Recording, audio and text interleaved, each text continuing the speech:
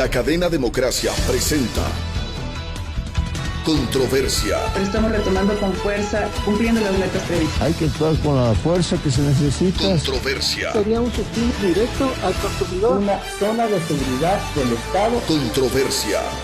Temas relevantes analizados a profundidad. Controversia. Con Miguel Rivadeneira. Comenzamos.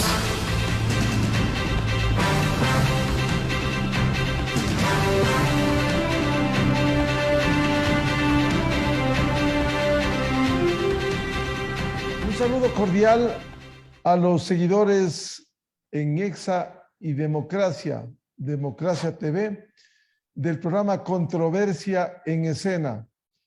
Esta semana queremos presentar un tema que a veces nos olvidamos y solo volvemos con esa frase cliché: hay que volver los ojos al agroecuatoriano.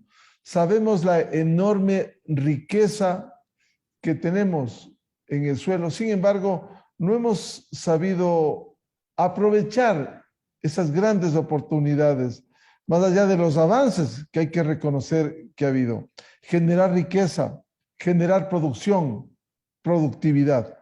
Mientras en la Asamblea Nacional se debate el proyecto de ley de creación de oportunidades en sus diferentes fases, es importante conocer y volver los ojos al agroecuatoriano.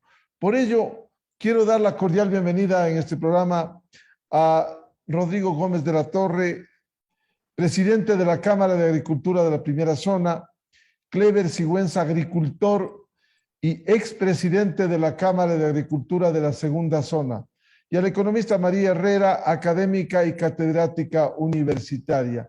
Bienvenida, bienvenidos. Quisiera empezar con Rodrigo Gómez de la Torre. ¿En qué situación estamos en el agroecuatoriano? Porque mucho se habla, especialmente desde la visión política. ¿Qué pasa con la visión técnica que requiere la atención del sector agropecuario? Muy buen día a Rodrigo Gómez de la Torre. Muy grato saludarte, Miguel, María, un gusto. Clever, grato verte. Creo que es importante ir reconociendo que el sector agropecuario ecuatoriano ha sido el principal motor de la economía del Ecuador los últimos años. A raíz del año 2014, cuando el precio del petróleo se fue a pique, comenzamos a evidenciar que el sector agrícola y principalmente el agroexportador se convirtió en el principal generador de divisas e inclusive que tiene una tasa de crecimiento entre el 4 y el 5% anual. El 2020, año de pandemia, año complejo para las exportaciones, por lo que se menciona claramente, los mercados, nuestros principales mercados de Europa, Asia, se contrajeron. Ese año, en donde el gobierno tuvo que dedicarse exclusivamente a trabajar en la pandemia, le dijo al sector exportador principalmente: ustedes vean cómo se las arreglan, nosotros les apoyamos con corredores logísticos para que la producción salga. Había problemas de buques, había problemas de mercados, y con todo eso, el sector agroproductivo, agroexportador, pudo crecer de 10.900 millones de dólares a 12.300 millones de dólares en el 2020. Entonces, creo que el sector es un sector que está listo para una mayor apertura comercial, que es lo que se viene haciendo desde el 2016 con Europa, luego vino EFTA, luego vino Chile, estamos caminando a México y hacia Estados Unidos. Creo que el sector todavía requiere correctivos internos, pero también estamos convencidos que seguir esperando el momento adecuado es una pérdida de oportunidades importantísima. ¿Qué hicieron para crecer, al menos este periodo que señala Rodrigo Gómez de la Torre? Ese año fue primero un año de mantenerse. Se pudo exportar más, algunos productos cayeron de precio, otros mejoraron, se generaron exportaciones en productos no tradicionales, tal vez algunas pequeñas, y se sostuvo la seguridad alimentaria nacional. O sea, ¿qué se hizo? nos pusimos a trabajar en lo que es importante. No había que hacer política, había que trabajar en la producción, había que trabajar en costos de producción, había que enfocarnos en lo importante, no en lo urgente. Lo urgente es lo que tú mencionas, la ley de creación de oportunidades. Lo importante, que el sector productivo siga enrumbado, siga consolidándose, siga articulando entre los diferentes eslabones de las cadenas para crecer y para salir adelante. Rodrigo, ha dicho una cosa importante, no en lo político, sino en lo técnico. ¿Por qué? Porque a veces estamos demasiado ocupados en ver cómo cerramos vías y nos tomamos fotos para la prensa esperando ser considerados para ser candidatos en la próxima elección. Ahorita para gobiernos autónomos descentralizados, en 2 años para asamblea. Perdón que lo diga así. El gobierno debe ser un facilitador. Y ese es el rol del gobierno. Y creo que por fin estamos viendo un norte en reducción de trámites, reducción de aranceles, apertura, buscándose mejoras en materia laboral, que ha sido una traba importantísima, urgente una depuración tributaria, y sobre eso hemos hecho algunos comentarios a la ley, pero no es materia de esto. Pero creo que sí se puede. Estamos convencidos que se puede. ¿Fácil? No, nada es fácil. Fácil es quedarse en la cama todo el día y no hacer nada y esperar que alguien les lleve la comida. Levantarse y salir a trabajar ya requiere un esfuerzo, y ese esfuerzo el Ecuador lo viene haciendo por décadas y lo ha demostrado poniendo al banano como primer productor mundial, un crecimiento en los últimos 25 años en camarón inédito, crecimiento en flores, pitahaya, cacao, café, en los sectores que se han propuesto desarrollarse y salir, lo están haciendo y lo están haciendo muy bien, con menciones de calidad, de inocuidad y de diferenciación por sobre muchos otros países del mundo que producen lo mismo. Bienvenido a Clever Sigüenza, agricultor, expresidente de la Cámara de Agricultura de la Segunda Zona. Como agricultor y como dirigente, ¿cómo reactivar el agro ecuatoriano? Sí, buenas tardes con todos, Miguel, Rodrigo, María. Muchas gracias, un placer estar con ustedes. En total acuerdo con lo que dice Rodrigo. Me parece que es de los pocos dirigentes que tienen clara la película, ¿no? Que no inventan el agua tibia. Digo esto porque realmente ese es un gravísimo problema de la agricultura. La gran mayoría de dirigentes tienen un discurso totalmente anacrónico, totalmente politizado, muy dañino. Hay lastimosamente también mucha gente que sin conocer de la materia opinan de una manera espantosa y eso le hace mucho daño a la opinión pública en general. ¿Qué hacer? Mire, lo ideal es pues enemigo de lo posible y tenemos que ir paso a paso, pero tratando de que avancemos, ¿no? Nosotros tenemos muchas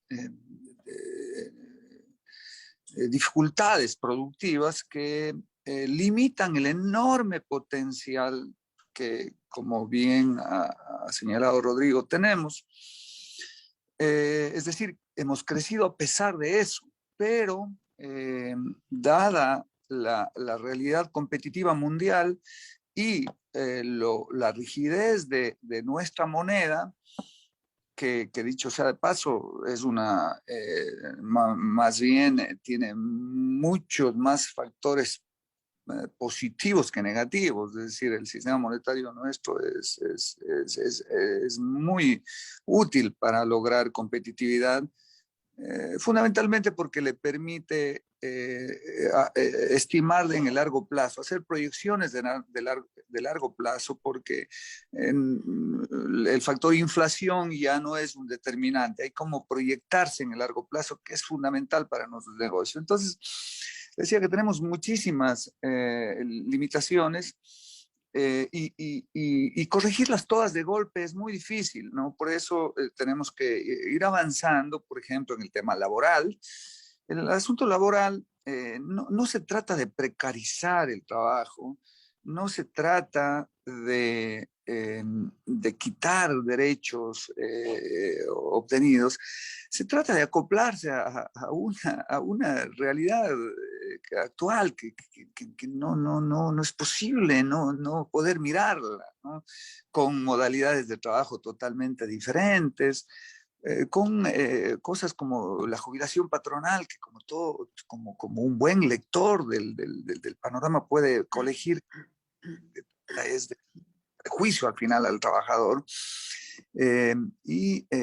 Pero por supuesto que en la ley, y mucha gente en el proyecto de ley, mucha gente con razón ha señalado una serie de errores o exageraciones que hay que corregirlas, ¿no? Otro aspecto fundamental es el tema del financiamiento, ¿no? Usted para lograr productividad en el campo necesita invertir. Si no hay capital, es imposible lograr productividad, ¿no? Entonces, si no hay acceso a un crédito a tasas de interés razonables, y una tasa de interés razonable es una tasa de un dígito, ¿no? Pretender trabajar en agricultura con tasas de 2 dígitos es un absurdo. Y mucho más allá de eso, un enorme sector de la producción agrícola trabaja con tasas de 3 dígitos. Es impresionante, ¿no? Están acostumbrados a una economía subterránea, de economía negra, de pedir para el ciclo corto a tasas de interés del 10% mensual. Dios santo, es una cosa horrorosa, por falta de formalidad, porque formalizarse para un pequeño es terriblemente costoso, porque entonces prefiere estar en el mundo negro, porque tiene que afiliar, porque tiene que ir a la super de compañías, etcétera. Entonces eso no nos damos cuenta, que cada que usted excede en formalizar, en leyes muy estrictas, está arrojando a más gente a la informalidad, y eso genera una tremenda cantidad de problemas como de limitarle el acceso al crédito, porque usted para poder acceder al crédito tiene que ser formal, tiene que tener una historia atrás. En los países desarrollados, una persona, una compañía es lo que su récord crediticio le dice. Acá hay una cantidad enorme de agricultores que no tienen récord crediticio, que trabajan al chulco. Entonces, el acceso a financiamiento y el dinero está en los bancos, pero por nuestra realidad, no es que los bancos no quieren hacerlo, es porque es un tema técnico de riesgos. No puede venir una superintendencia de bancos y por arte de magia poner la tasa del 3% y a 10 años plazo. Es un absurdo. Es todo el sistema económico, ese código monetario y financiero es un código obsoleto totalmente, que hay que tirarlo a la basura, ¿no? Y ver experiencias exitosas como la de Panamá, por ejemplo, ¿no? Para liberalizar el mercado de capitales y permitir el acceso al crédito también a pequeños. Entonces, ahí paro porque me puedo alargar mucho. Bien, con los señalamientos que ha hecho Rodrigo Gómez de la Torre y Cleber Sigüenza, quisiera darle la palabra al economista María Herrera, con toda su experiencia académica, investigadora. ¿Cómo afrontar esta parte económica para el agro? Por un lado, inversión, por otro, tasas de interés. Venimos hablando tanto de esto, incluso con instituciones del sector público, el famoso Banco Nacional de Fomento, Ban Ecuador después. ¿Por qué no ha llegado en auxilio de la inversión en el agro cuando se requiere mucho de eso? Muy buen día a María Herrera. Bueno, muchas gracias, Miguel, por la invitación. Un gusto también compartir este panel con Rodrigo y con Cleber. Yo quiero, antes de contestar lo que ha dicho Miguel, poner sobre la mesa unos datos. El sector agrícola en el Ecuador contribuye con más o menos el 9% al Producto Interno Bruto, genera alrededor del 34% de divisas y emplea el 25% más o menos de la población económicamente activa. Con estos datos yo creo que podríamos tener idea de la importancia del sector agrícola en el Ecuador. El problema fundamental, según mi opinión personal, es que no se le ha dado la debida importancia. Vivimos en el país una suerte de resentimiento con el sector agrícola, pensando que es un sector venido a menos o que es un sector que no colabora adecuadamente en el desarrollo. Y todo lo contrario, porque más allá de esa conceptualización de desarrollo a nivel mundial, tenemos que saber que es el sector agrícola el generador de la vida, el generador de trabajo, el generador de bienes y servicios, no solamente para una soberanía alimentaria, sino también para la posibilidad de que esa producción sea exportable. Efectivamente, ya lo han dicho mis compañeros, uno de los problemas que sigue es la politización. Otro problema es la falta de recursos financieros. Al tener esa concepción de que el sector agrícola no es uno de los mejores sectores y como que le hemos dado una cierta inercia en su desenvolvimiento, entonces no se le apoya. No se ha hecho efectivamente una campaña o una política pública respecto del financiamiento de ese sector. Yo, además de la presentación que gentilmente me ha hecho Miguel, tengo que decirles que soy por herencia agricultora. Yo vengo de la provincia de Cotopaxi, donde mis padres han tenido relación muy alta con la tierra, de forma que conozco además por ese lado. Y claro, la gente que trabaja sin grandes capitales se ve sumida en un problema precario, realmente precario, porque su productividad, como ya lo han manifestado, es totalmente baja. La calidad de la producción no es competitiva y no tienen además capacitación. Si alguien sobresale en ese medio, es porque realmente tiene un poco de conocimiento o un poco de relaciones para avanzar, pero el gran grueso de la población común y corriente, no me estoy refiriendo a los empresarios ya en el sector, me estoy refiriendo simplemente a la gente común y corriente que de eso hace su modo de vida, no tiene la capacidad ni económica, ni financiera, ni técnica para poder desenvolverse como quisiera. Quisiera hacer también referencia a una concepción que hizo el expresidente de Chile, Ricardo Lagos, en una ocasión cuando viniera al Ecuador y se le entrevistara. Y le preguntaron por qué Chile era un país exitoso en el tema de los productos agrícolas, como las frutas que ellos producen, la uva, la manzana, los duraznos, etc. Y él decía, es que Chile tiene que saber que esa es su fortaleza. Y nosotros tenemos que trabajar con nuestras fortalezas. Aquí en el Ecuador, nosotros, como ya dije antes, tenemos una suerte de resentimiento con el sector y pensamos que el afincarnos en ese sector nos va a hacer de menos. Y quiero poner un ejemplo para ser coherente con lo que digo. Cuando se hizo Yachay, que puede hacerse, lo que yo no le veo inconveniente, pero no podemos nosotros comenzar desde la especialización hacia lo primario.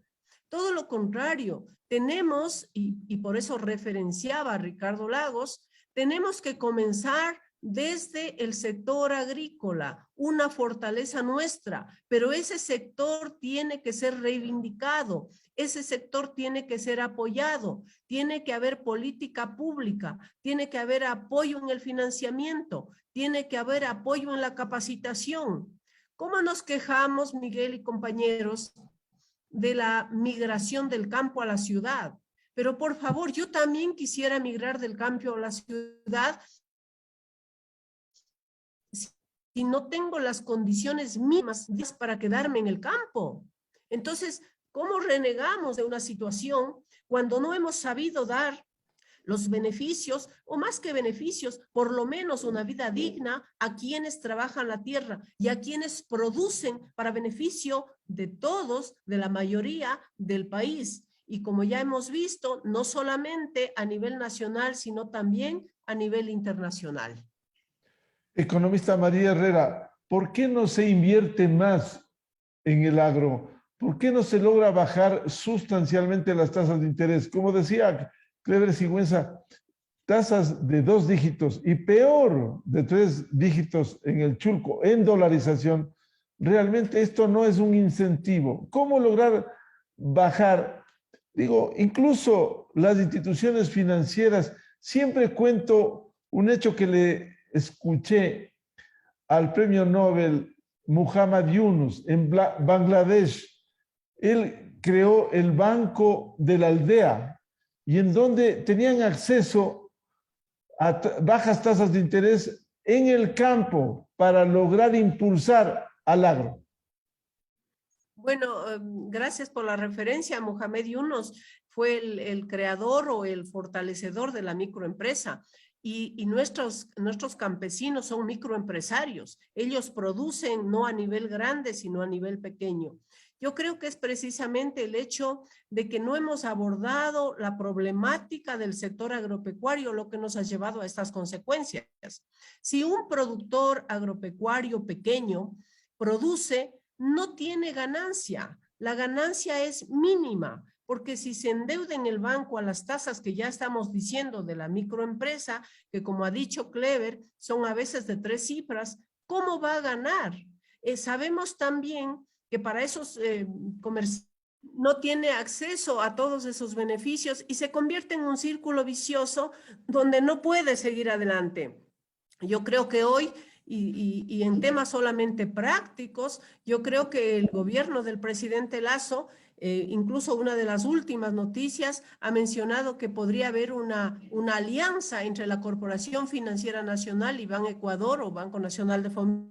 Esa politización del sector. Yo creo que tenemos que ser prácticos y ahí creo que tenemos que evidenciar lo que pasa en los países europeos, en los países asiáticos básicamente, que más allá de la política, entramos en política pública, entramos en temas pragmáticos. Sabemos que esa es nuestra fortaleza y allá vamos a explotar esa fortaleza. No podemos pensar que vamos a crecer y que el Ecuador es un país altamente desarrollado para que hagamos producción científica. No, Miguel, tenemos que ser reales, tenemos que ser honestos con nosotros mismos y tenemos que empezar por donde comenzamos. Ojalá se consolide esta idea del presidente de que bajen las tasas de interés, pero a la par no solamente eso. Como ya he manifestado, tiene que haber capacitación, tiene que haber asesoramiento, tiene que haber control de alguna manera de precios para que el productor sea el que tenga también una buena parte de la ganancia y no solamente el comercializador. Bien, volvamos con Rodrigo Gómez de la Torre. ¿Cómo lograr una mayor inversión en el agro, por un lado?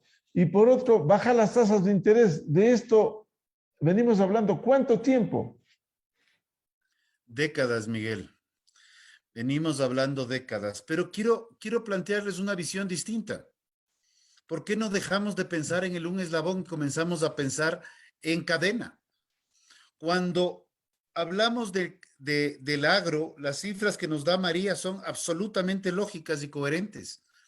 Pero cuando pensamos en cadena, sector agropecuario, agroindustria, y le damos un porcentaje a lo que es el rubro de logística, transporte y esto, y un porcentaje que corresponde a lo que es comercio, tenemos otras cifras y encontramos que el PIB que tiene que ver con las cadenas agroproductivas está en el 22%. Tenemos una generación de divisas del 62%. Y tenemos un 41% de la población económicamente activa vinculada.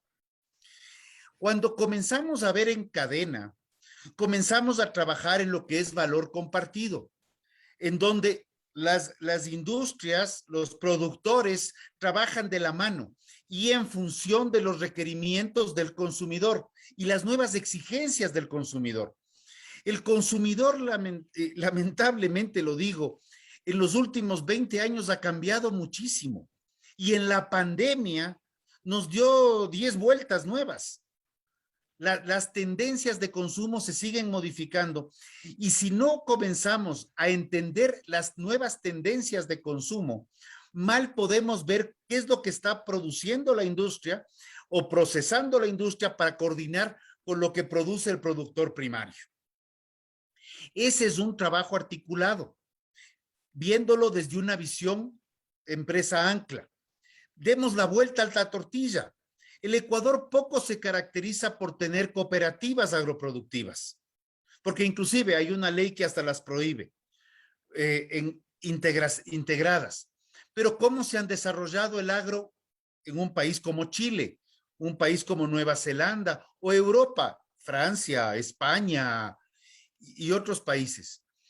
¿Qué es lo que hacen? Es juntar productores que se juntan para producir de forma articulada y armónica. De eso pasamos a que ellos mismos se vuelven propietarios de la industria, centros de acopio y puntos de comercialización. Un gran ejemplo es el Fondo Nacional del Café en Colombia. ¿Qué incentivo tiene el Fondo Nacional del Café?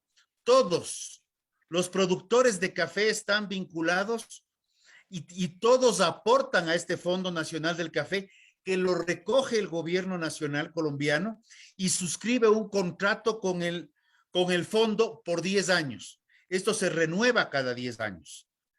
Esto pasa en Colombia en 17 sectores distintos. ¿Qué tiene Chile? Colum, una cooperativa ganadera, un sector sensible como el lechero, lo tiene. Y ahora voy a decirles algo bien lindo, que me da un gusto inmenso hacerlo. ¿Qué tiene Cotopaxi?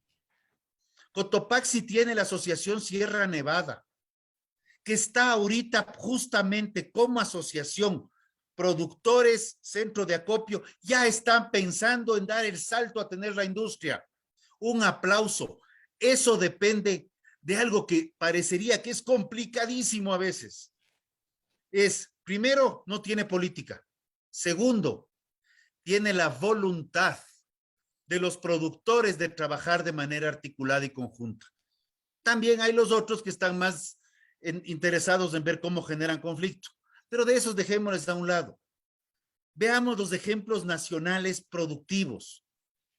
Que hay ejemplos, son pequeños, sí, pero sí los hay. Y que María, que usted sea de Cotopaxi, qué mejor todavía, porque da gusto ver que sí se puede. Y me gustaría que Clever, por ejemplo, nos comente la idea que tuvieron con un grupo de bananeros para poner un punto de maduración, no sé cómo le esté yendo, un punto de maduración del banano. En vez de exportar el banano para que se madure con los cálculos de cómo se moverán los barcos, y perdón, Clever, que estoy hablando de infidencias tuyas, pero cómo se mueven los barcos y qué es lo que pasa en el trayecto, tener un punto de maduración ya en Europa. Es la decisión y la voluntad de los productores la que va a generar el cambio. Los gobiernos, con que no compliquen es bastante. Facilitemos trámites, aliviemos las presiones en materia de regulaciones laborales.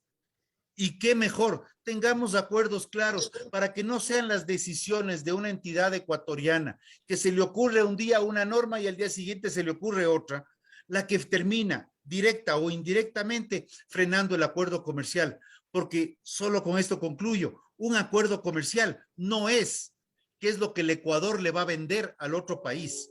Un acuerdo comercial tiene que ver con la base primaria del trueque.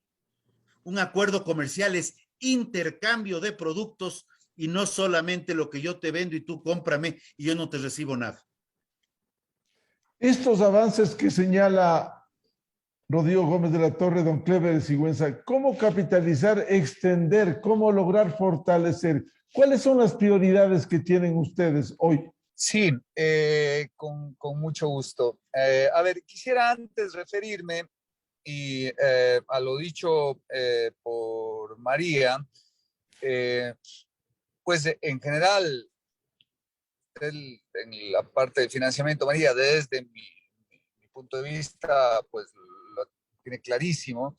Solo, si me permite, y con el mayor de los respetos, tengo que decirle que el control de precios es una medida que pareciera ser viable y beneficiosa, pero es en la práctica realmente inviable y perjudicial. El control de precios fomenta corrupción, ¿no? Es posible que se pueda aplicar en países con un alto grado de institucionalidad y con bajísima corrupción en países desarrollados, pero un país pobre como el nuestro, subdesarrollado, con una altísima corrupción, lo único que hace es fomentar la corrupción. Todos los funcionarios, toda la cadena, no solo funcionarios, porque en corrupción hay dos lados, pues aprovechan cualquier subterfugio. Los abogados están listos para defender a pillos, no funciona y fomenta el contrabando. Entonces, no es posible. Aparte que filosóficamente también el control de precios desmotiva la mejora continua, no lo pone cómodo a un productor. Entonces, con todo respeto, me permite discrepar en eso. Ahora, respecto a lo que me preguntaba qué hacer, bueno, Rodrigo mencionaba con todo acierto, también desde mi punto de vista, la necesidad de mirarnos como cadenas de producción, como clústeres de producción, y dentro de eso motivar a que dentro de la cultura también de las personas entendamos que cada uno tiene su rol. El intermediario es necesario, es tremendamente necesario, ¿no? Si es que se puede eliminar dentro de las cadenas productivas muchos eslabones de intermediación, por supuesto que sí, pero hay casos, por ejemplo, de sitios remotos donde los lecheros producen una mínima cantidad de leche, donde es necesario un microempresario con una camioneta que se traslade que requiere de eso, me explico. Entonces, no satanizar per se las cosas, ¿no? Y entre más libre una actividad económica va a ir encontrando sus propios mecanismos para ir optimizando las cosas. Entonces, y parte de eso es también quitar de la mente de que el comerciante es el ladrón, de que el exportador.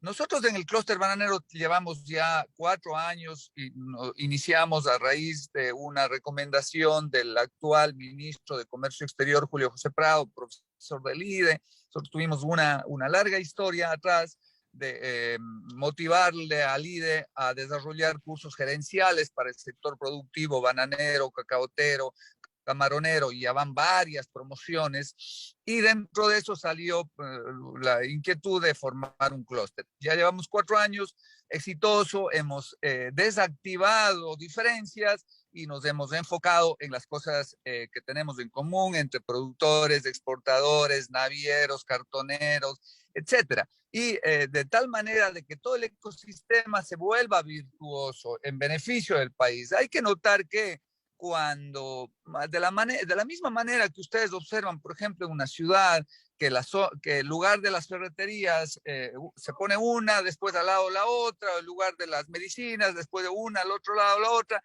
Eso es así, porque se forman ecosistemas de eficiencia. Asimismo, en los clústeres, el motivar a otros productores a ser eficientes no son mi competencia. Ellos van a ayudar a tener un mayor volumen de producción. Teniendo mayor volumen de producción, vienen más barcos con más frecuencias. Todos ganamos, no ser egoísta y no satanizar a la otra parte. Ahí paro también porque puedo extender. ¿Cuáles son las prioridades que tiene el sector, según usted, don Clever Sigüenza? Sí, yo creo que el financiamiento es una prioridad importantísima. El presidente de la República ha mencionado que una acción de él va a ser dotar de $1.000 millones para el sector agrícola y a tasas de interés del 1%. Obviamente que esa tasa del 1% va a tener que ser subvencionada por el Estado, pero es preferible que se subvencione la tasa de interés a que se regalen kits que producen una enorme cadena de corrupción y de despilfarro. Digo esto porque el MAG en las administraciones anteriores despilfarró centenares de millones entregando kits a productores de arroceros, maiceros, etcétera, que generaron una larguísima cadena de corrupción y de ineficiencias. Entonces,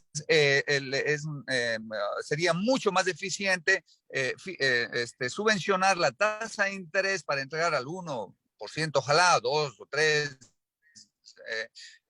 y a través de la banca, y tendría que necesariamente verse un mecanismo apropiado para que la Corporación Nacional, Financiera Nacional, el Banco del Estado, Banco de Fomento antiguamente, se tornen eficientes en la manera en que no pidan coimas para conceder un crédito y que destinen los créditos realmente al segmento más necesitado, que es el pequeño productor, el mediano productor, el gran productor. Tiene la banca privada, tiene bienes importantes para hipotecar, tiene acceso, no en la generalidad, pero digamos que se trata de prioridades. Hay que priorizar al pequeño, que es el más débil, como bien anotaba María, por sus economías de escala. Entonces, esos pocos recursos del Estado que subvenciona, pues que se destinen. Y parecería que la mejor vía es subvencionar y, entregarlos a través de la propia banca privada, pero destinados a pequeños agricultores para que la banca privada también pueda hacer calificaciones de riesgo, seguimientos, etcétera. En la banca pública, lastimosamente, todo es corrupción e ineficiencias. Economista María Herrera, ¿cómo ve usted este gran desafío de invertir en el agro y también lograr bajar, acceder las tasas de interés? Bueno, yo primero quiero decir que estoy totalmente de acuerdo con Rodrigo y con Clever respecto de los clústeres. Ese es un paso importante, pero eso también exige un poco de apertura, no solamente comercial, sino mental. Estamos acostumbrados aquí en el Ecuador, por ejemplo, a estas empresas pequeñas, tal vez familiares, y para mantener este tipo de empresa abierta, un clúster, por ejemplo, tenemos que tener una apertura mental y también de capitales. Hace falta en el Ecuador, por ejemplo, una dinamización del mercado de valores y del mercado de capitales. Esa sería una nueva opción frente a las tasas altas de interés. También el nuevo gobierno ha puesto los ojos en el mercado de valores. Muchas economías europeas basan su financiamiento en el mercado de bonos de papeles. Específicamente, yo quiero revelarles, y por el manejo de mi profesión, cuando ha habido incertidumbre económica, mucha gente está preguntando, ¿dónde yo puedo invertir? ¿Dónde yo puedo invertir? No soy empresaria para crear una propia empresa, pero sí puedo invertir en acciones, puedo invertir en papel comercial, puedo invertir en obligaciones de empresas. Y poquísimas empresas son las que tienen la apertura de ese capital. Y todos sabemos que en el mercado de valores no hay intermediación financiera, hay intermediación de valores, y la tasa de interés, o más bien el rendimiento ahí, porque no hay tasa de interés, el rendimiento puede ser más alto para el dueño del capital y más económico para el que necesita el dinero. Entonces, esa me parece una opción también, que no solamente nos rijamos a la manera convencional del financiamiento, sino que lo hagamos a través de esta mecánica que no es nueva, que no es para nada moderna, que funciona desde antes, pero que en el Ecuador no ha sido aplicada adecuadamente. Pero bien, yo creo que tampoco es la única, que debemos trabajar por varias vías. Cuando yo me refería a la política pública, no quiero decir que haya proteccionismo, ni que el Estado sea el único dador de recursos, ni que sea el que maneje totalmente los caminos de este sector. Pienso que hoy más que nunca en el mundo, la iniciativa privada es la que tiene que estar a la vanguardia, porque obviamente conoce más sus necesidades y tiene sus expectativas. Sin embargo, creo que sí tiene que haber un apoyo estatal que respalde y sobre todo, yo diría, Miguel y amigos, que concientice lo que hemos venido diciendo aquí en este programa, la importancia que tiene el sector, en el Producto Interno Bruto, en el total de la producción. Es nuestra especialización, no creo que tenemos que verle como la cenicienta de todos los sectores para solamente buscar otro tipo de inversión. Creo que hay en el Ecuador, creo que hay inversión o creo que hay recursos que podrían fortalecer la inversión nacional en este sector. Repito, no solamente por la vía convencional del sistema financiero bancario, sino también por la vía del mercado de valores, a través de la emisión de obligaciones, por ejemplo. La emisión de obligaciones ni siquiera pone en riesgo a la empresa, sino que es simplemente una relación directa que nace entre el que requiere los recursos y el que tiene los recursos. Pero no hay esa posibilidad, no hay esa canalización, no ha habido el apoyo del Estado para que se haga eso, que sí hay en otros países. Luego, pues, también hay en este momento la apertura, el presidente Lasso lo ha manifestado, el Ecuador hacia el mundo y el mundo hacia el Ecuador. Entonces, esa sería una buena opción para que nuestra producción pueda alcanzar hoy más que nunca niveles y horizontes internacionales. Y con esa apertura también nosotros podemos disfrutar de ese intercambio que hoy por hoy es una modalidad global, porque estamos en un proceso global y no hay que verle a la globalización como algo malo, todo lo contrario, pero tenemos que sacarle partido a la globalización desde nuestro lado. No es cuestión de aranceles, no es cuestión de restricciones, es cuestión de competitividad y es cuestión de productividad. Y para ello tenemos que estar conscientes en la importancia del sector y brindarle todas las opciones económicas, financieras y políticas para que el sector se desarrolle. Rodrigo Gómez de la Torre, por lo que señala la economista María Herrera, ¿cómo lograr mayor apertura comercial, mayor producción, productividad, mayor eficiencia en el sector? Aplaudo de pie lo que menciona María con respecto al tema de competitividad. Ese es el camino. Primero, creo que se ha mencionado mucho el tema de crédito. El sector agrícola, ciclo corto, ciclo medio, ciclo largo, tiene diferentes dinámicas productivas. Créditos acorde a la actividad económica. El crédito para el agro debe ser el motor del desarrollo. El fomento de la asociatividad y cooperativismo es lo que puede hacer a través del crédito a través de un crédito direccionado. Incentivos a los créditos cooperativos con tasas diferenciadas y plazos más extensos, lo que plantea el presidente, del 1% a 30 años.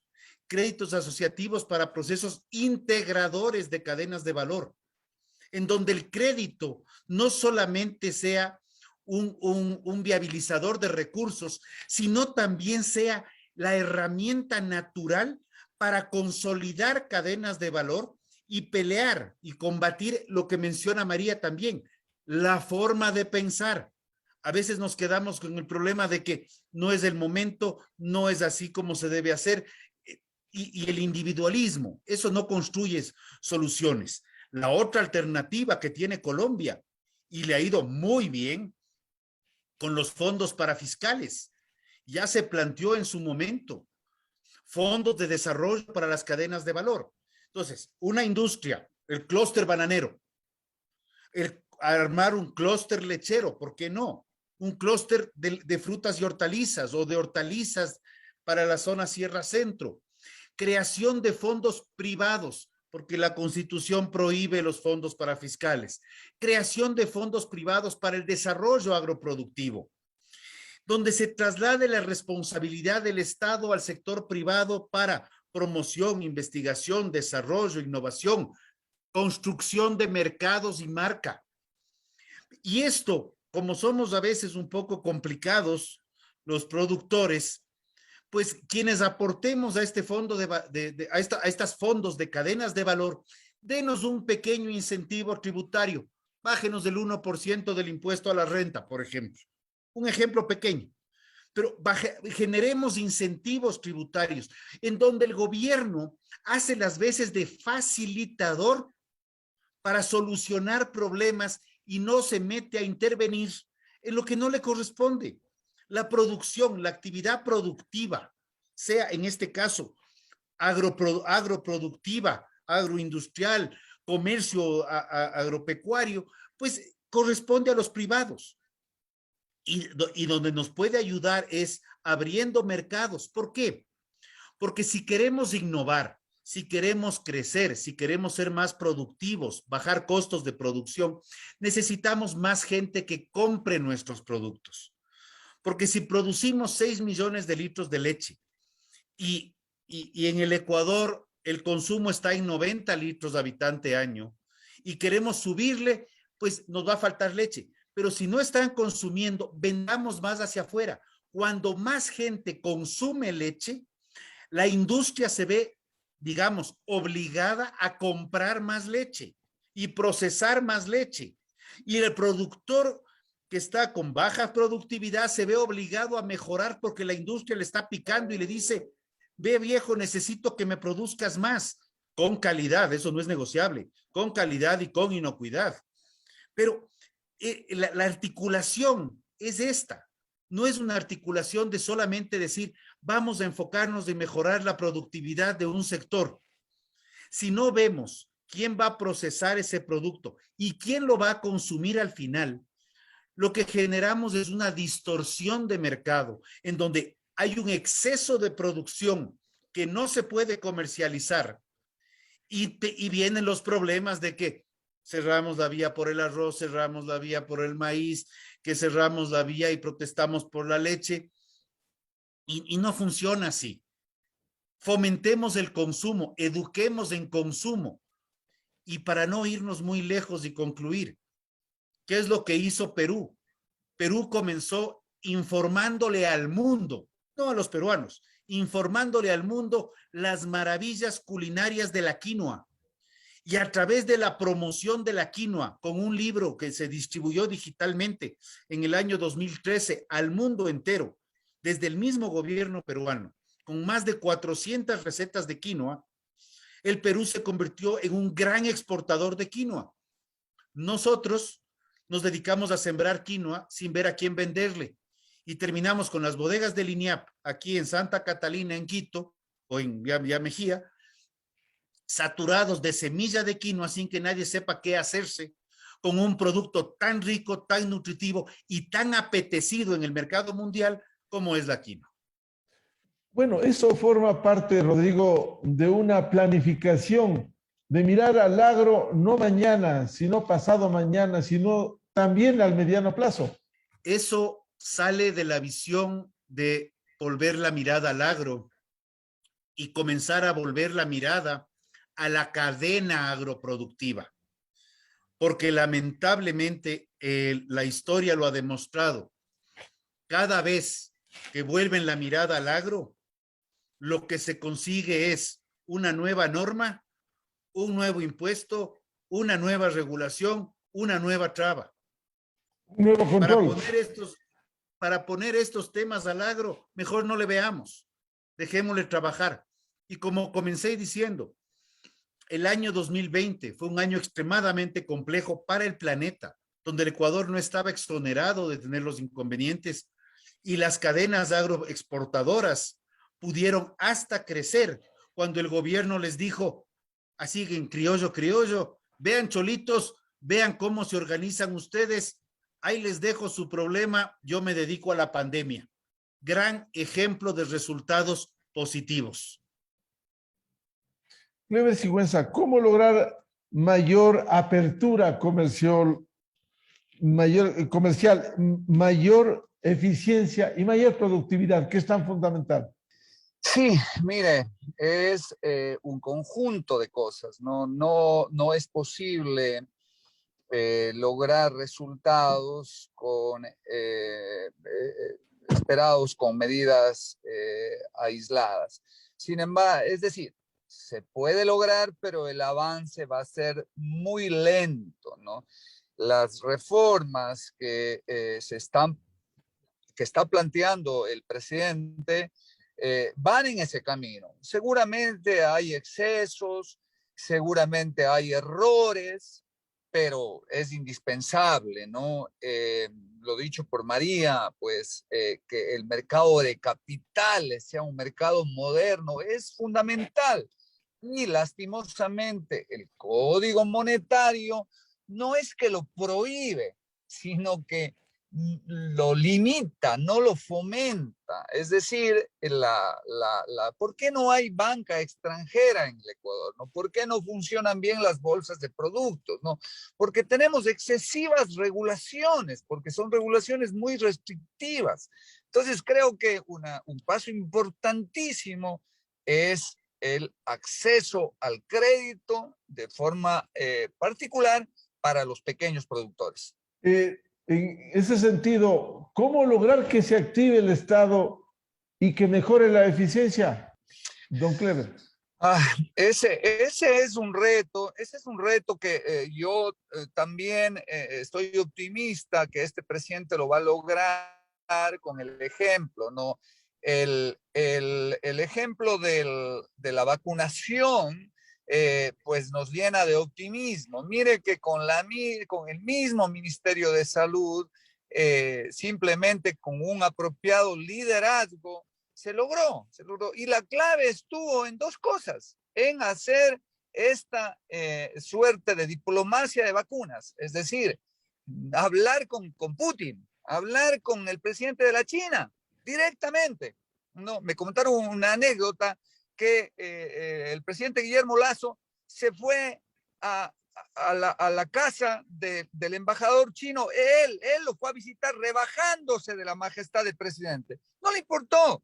Le fue a pedir al embajador chino que le dé las vacunas. Y mire lo que logró. Entonces, y por otro lado, la colaboración con el sector privado libre de complejos, ¿no? Abriendo toda la infraestructura del sector privado. Es un ejemplo fabuloso de cómo en el status quo actual se puede lograr. Entonces, asimismo, pues con buenos liderazgos en las instituciones públicas podemos lograr eficiencias. Economista María Herrera, con todo este conjunto de cosas que se ha señalado que ha sido muy productivo hoy, ¿cómo lograr una mayor apertura? ¿Cómo lograr una mayor eficiencia? Cada cual cumpliendo su tarea. Como dije antes, yo creo que hay que aprovechar las fortalezas que tiene el país y no trabajar solo en una dirección, sino en varias direcciones. Hay muchas oportunidades, ya se ha dicho aquí, la iniciativa del sector privado es fundamental, pero también marcar los objetivos nacionales. Yo creo que el país carece de eso. Cada gobierno tiene su plan trazado y no sirve nada antes. Yo creo que hay algunas bases de las que se pueden aprovechar. Creo que hay que explotar también la economía social y solidaria. Ahí tenemos ejemplos, porque lo importante es, como ya se ha dicho, tener esta cadena productiva y tener un producto productivo competitivo en el exterior. Entonces, en ese caso, por ejemplo, Salinas de Guaranda es un gran ejemplo.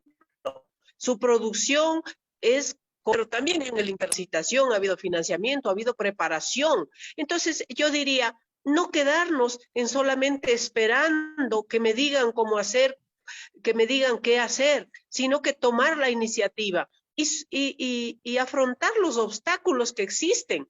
Se puede salir. Con la decisión personal y de empresa y de grupo, se puede salir. Ya dice Cleber, lo hemos logrado. El gobierno ha apoyado, obviamente, y ha hecho todos los contactos productos posibles. La globalización nos da esa oportunidad.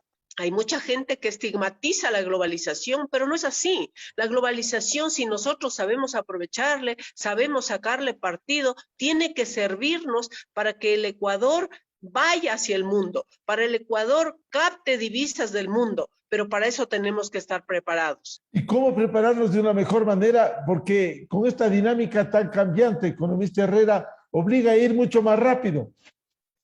Bueno, lo que ya hemos dicho aquí, ¿no? Por ejemplo, conseguir el financiamiento adecuado. Yo creo que el ofrecimiento de que se democratice un poco el crédito de la banca pública, pero que también eso va a ser un ejemplo hacia la banca privada, creo que eso es fundamental. Creo que también la Cámara, ahora liderada por Rodrigo Gómez, tiene que exigir una capacitación, tiene que exigir un proceso de concientización respecto de la importancia y exigir, la palabra es exigir, para que todos nos empoderemos de esa fortaleza que tiene el país y que podamos explotar esa fortaleza. A veces, y eso se ha criticado mucho de los ecuatorianos, que vivimos solo lamentándolos. Estamos sentados sobre un banco de oro, pero nos lamentamos y no vamos adelante porque somos muy cómodos, acostumbrados al proteccionismo, que me den el bono, que me den la tasa, que me den la semilla, que me den todo esto. No, pues hay que comenzar, o sea, yo creo que hay suficientes experiencias, hay suficientes ejemplos a nivel nacional e internacional de cómo la gente ha logrado a través de sus pequeños emprendimientos lograr ser grandes empresarios, y no quiero decir nombres aquí en el país, pero todos sabemos, ¿no? Y hay una persona que murió, que todos conocemos, que era Rodrigo Paz, y que era un ejemplo para el país de cómo había que hacer camino. Y hay que hacer camino al andar, pero hay que trabajar duro para eso. Economista Herrera, de su experiencia, ¿es posible reactivar a la banca pública para que sirva de algo lo que no ha podido, por ejemplo, el Banco de Fomento? Yo soy optimista también de que eso sí se puede reactivar, pero es necesario tomar una decisión y despolitizarla. Yo tengo fe que ahora podemos despolitizar eso, porque es que en nuestra economía, lamentablemente, en el Ecuador ha estado demasiado politizada. Es decir, no se pueden tomar decisiones económicas si no son condicionadas a la política, y no solamente a la política, sino a un comportamiento de corrupción. Si anulamos, digamos que no anulemos, pero si logramos tener un control sobre eso, como creo que se está dando alguna luz, eso ya es un apoyo muy grande para que podamos tener una eficiencia en el sector productivo, no solamente en el agrícola, sino en todo el sector productivo, que es el que nos va a llevar al éxito, si cabe el término, del país. Quiero cerrar este programa con lo que empezamos, Rodrigo Gómez de la Torre. ¿Cómo despolitizar este anhelo que hay para pasar a abordar las deudas pendientes con el agro? Creo que el primer ejemplo lo está dando el presidente, y lo que mencionó Clever, no conocía esa anécdota, es demostrando que el presidente en democracia es una persona más que lo que hace es liderar los destinos de un país, y no creer que estamos en el siglo XIV con la majestad de la presidencia, creyendo que todavía hay una corona que se la ponen. Tener un presidente sin tapujos, un presidente sin resentimientos, un presidente sin traumas, creo que es un gran paso para despolitizarlo y empoderar al sector privado de cuál es su rol y su camino. Siento que estamos en ese camino, siento que vamos en esa línea, y confío que la Asamblea Nacional se ponga a la altura del país en estos aspectos, porque es parte fundamental de los poderes del Estado. Pero el principal actor, el principal dueño del destino del Ecuador no es el presidente, no es la Asamblea, no es el gobierno. Somos los ecuatorianos, somos del sector privado, la señora que está saliendo a vender sus mandarinas, el que está haciendo empresa, grande, mediana o pequeña, todos los ecuatorianos somos los dueños de nuestro destino y creo que el gobierno nos está dando las herramientas para poder empoderarnos de mejor manera. Ese creo que es el camino y sin política. Clever Sigüenza, vamos a concluir. ¿Es viable despolitizar para volverle más productivo al país? Sí, totalmente. Me parece que los medios de comunicación, los líderes gremiales, empresariales, los líderes que tenemos una visión pro apertura, pro cambio, debemos hacer nuestro trabajo de evangelizar, de concientizar de que no podemos seguir como estamos. Tenemos que permitir que hayan cambios, pues de lo contrario el país no mejorará. Yo soy optimista también, como María, como Rodrigo, en que vamos a poder aprovechar nuestro potencial y creo que la rapidez con la que lo logremos es de suma importancia. Ya no podemos perder más tiempo. El mundo sigue avanzando a ritmo acelerado y nos estamos quedando atrás. Yo los empodero y les felicito por este espacio y pues los empodero a seguir en este trabajo. Muchas gracias a todos. Bien, los desafíos están planteados como se han hecho en este programa. Hemos querido volver a poner en escena al sector agropecuario ecuatoriano. No olvidarnos de algo vital, aprovechar las fortalezas, las ventajas competitivas, impulsar la producción y productividad con las cadenas de producción. Quiero agradecer la participación y seguiremos hablando de esto, porque hay que pedirles cuentas de manera periódica a Rodrigo Miguel, Gómez de la Torre. Miguel, María, me permite por favor, un minuto. Herrera. Sí, solamente quería añadir lo siguiente. Creo que tenemos que trabajar en un objetivo nacional. El objetivo nacional es 17 millones de ecuatorianos. Al poner ese objetivo nacional, tienen que despartidizarse las decisiones. Tenemos que pensar solamente en el país y no ni en grupos, ni en partidos políticos, ni en personas. Entonces, cuando actuamos de esa manera, creo que podríamos iniciar una solución de mediano a largo plazo. Gracias. Muchas gracias al economista María Herrera, académica, investigadora, a Rodrigo Gómez de la Torre, presidente de la Cámara de Agricultura de la Primera Zona, y a Clever Sigüenza, agricultor y expresidente de la Cámara de Agricultura de la Segunda Zona. Muchas gracias a los seguidores del programa Controversia en Escena y volveremos con otro tema de interés la próxima semana. Muy buen día.